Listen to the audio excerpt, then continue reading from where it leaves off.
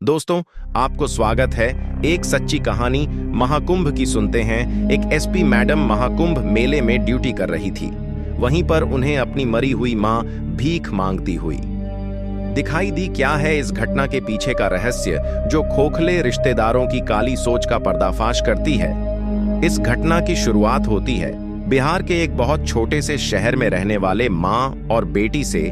मां का नाम था सुनीता यादव। उनकी 8 वर्ष की बेटी नैना पढ़ाई लिखाई करने में बहुत अच्छी थी, लेकिन उनके पिता का महामारी में देहांत हो चुका था, जिसके बाद सुनीता अपनी बेटी को पढ़ा लिखा कर बड़ा कर रही थी।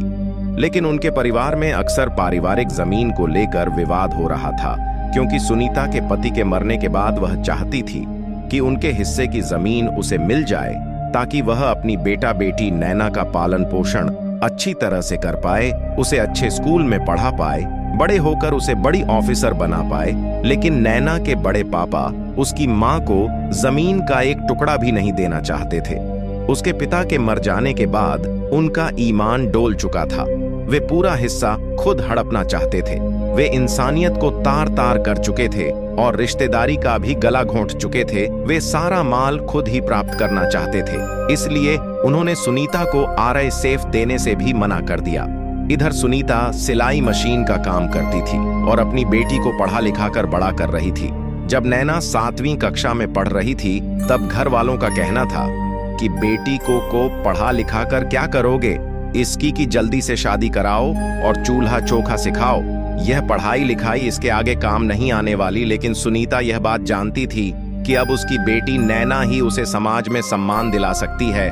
उसके पिता की मृत्यु हो जाने के बाद उन मां बेटियों को किसी ने नहीं पूछा। अगर नैना एक बड़ा पद ग्रहण करें तो सब लोग की बोलती बंद हो जाएगी। इसलिए हर हाल में सुनीता ने अपनी बेटी नैना की पढ़ाई जारी रखी। जब वह कक्षा को अच्छे के साथ उत्तीर्ण कराई तो बारीक ही उसे नजदीक के लखनऊ शहर भेजने की, क्योंकि वहां पर एक बहुत अच्छी यूनिवर्सिटी से उसे स्कॉलरशिप मिल रही थी। लेकिन फिर समाज की बेड़ियों ने नैना को जकड़ा और शहर से बाहर जाने के लिए बहुत रोका गया। लेकिन सुनीता ने सारी मुसीबतों का सामना किया और अपनी बेटी को अपने दम पर लखनऊ के एक बड़े कॉलेज में दाखिला दिलवा दिया।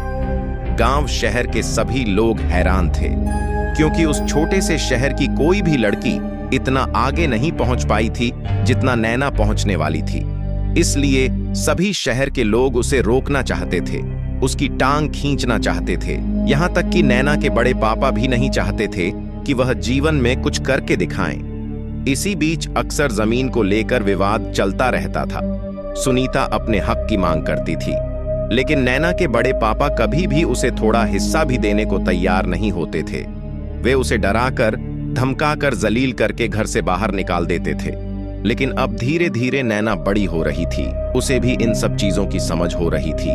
वह भी अपने पिता का हक हासिल करना चाहती थी, लेकिन रिश्तों की जंजीरों ने उसे बांध रखा था। एक दिन नैना की मां सुनीता ने उससे कहा कि 1 से 2 महीने हो गए, तुम घर नहीं आई, मुझे तुमसे मिलना है।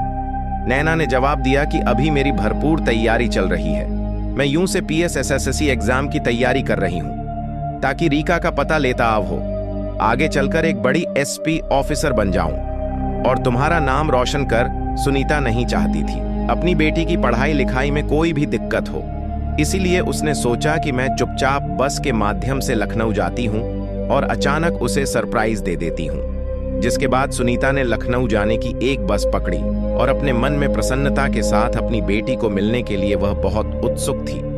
लेकिन उसे इस बात का अंदाजा नहीं था, एक ऐसी घटना उसका इंतजार कर रही है जो इसके बाद उसकी पूरी जिंदगी बदल कर रख देगी। दरअसल सुनीता जी इस बस में बैठी थी। उस बस के साथ एक बहुत बड़ा हादसा हो गया। उस बस को चलाने वाला ड्राइवर 2-3 दिन से नहीं सोया था और सामने की ओर से LPG गैस से भरा एक ट्रक जा रहा था। बस ड्राइवर को बार बार नींद आ रही थी। वह कई बार अपने पलकें बंद कर चुका था, लेकिन अब उसकी एक गलती सभी बस यात्रियों की भयंकर मृत्यु का कारण बनी। दरअसल जब LPG गैस से भरा ट्रक सड़क पर सामने जा रहा था, उसी समय बस ड्राइव की आंख लग गई और उसने अपनी बस को LPG ट्रक के अंदर भर दिया, जिससे गैस का स्त्राव होने लगा। गैस बाहर निकल रही थी।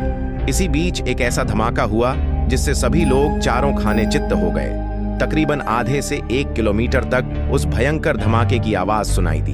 आसपास जो कारें खड़ी थीं, वह सब उस धमाके की चपेट में आ गए। उस समय सुनीता के साथ उस बस में 45 यात्री मौजूद थे और 20 यात्री उसी समय जलकर मर चुके थे। यहाँ तक कि सुनीता की हालत भी बहुत गंभीर थी। उसका 30 पर शरीर जल चुका था। अब समय था इस दुर्घटना के बारे में परिजनों के आने का। सरकार हर दुर्घटना ग्रस्त व्यक्ति के परिजन को बुला रही थी, लेकिन किसी के पास भी नैना का नंबर नहीं था। यहाँ तक कि नैना तो जानती भी नहीं थी कि सुनीता बस के माध्यम से उसे सरप्राइज देने लखन आ रही थी। तभी नैना के बड़े पापा को सरकार की ओर से एक फोन गया, जिसमें उन्हें पता चला कि सुनीता दुर्घटना वाली बस का ही शिकार हो चुकी है। वह उसमें लखनऊ जा रही थी और उसकी हालत बहुत गंभीर है। जब उसके बड़े पापा का पूरा परिवार सुनीता की हालत देखने पहुंचा, तो वहां पर चारों ओर बहुत बुरी और गंभीर स्थिति थी। कई लोगों के बॉडी पार्ट जल चुके थे, कई लोग अपने हाथ पांव खो चुके थे।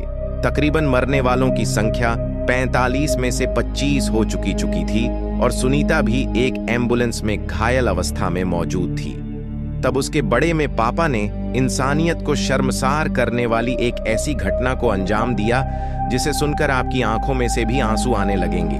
नैना के बड़े पापा ने यह सोचा कि यह तो आज नहीं तो कल वैसे ही मर जाएगी। अगर किसी तरह इसे बचा लिया गया तो फिर से यह मेरे दरवाजे पर जमीन मांगने आएगी। अगर आज किसी तरह इसे मृत घोषित कर दिया गया तो जिंदगी भर जमीन देने के नाम पर छुटकारा मिल जाएगा। उन्होंने सुनीता को देखना तक पसंद नहीं किया और सरकार को यह हवाला दिया कि लोगों में हमारी जान पहचान का कोई भी इंसान नहीं है। वास्तव में चंद पैसों के लालच में उन लोगों ने अपना ईमान बेच दिया था। तभी उसने महसूस किया कि वह बूढ़ी औरत कोई और नहीं बल्कि उसकी की मां सुनीता है। उसके होश उड़ गए। अपनी मां को महाकुंभ मेले में जीवित देखकर, विकांड की तरह भीख मांगते देखकर उसके हाथ कांप रहे थे। लेकिन उसकी मां तो मर चुकी थी। आखिर वह इस महाकुंभ में जीवित कैसे थी?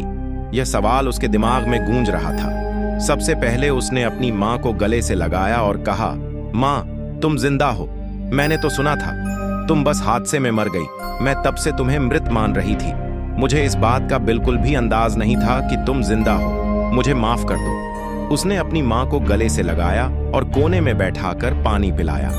अपनी मां की ऐसी स्थिति देखकर उसे बहुत दया आई। लेकिन कुछ देर बाद उसकी मां ने जो सच्चाई नैना को बताई, उसे सुनकर आपके भी पसीने छूट जाएंगे। सुनीता ने बताया, उस दिन मैं लखनऊ जाने वाली बस में तुमसे मिलने आ रही थी, लेकिन अचानक बीच रास्ते में हमारी बस एक एलपीजी गैस वाले ट्रक के साथ टकरा गई और भयंकर अग्नि विस्फोट हो गया, जिसमें कई लोग मर गए।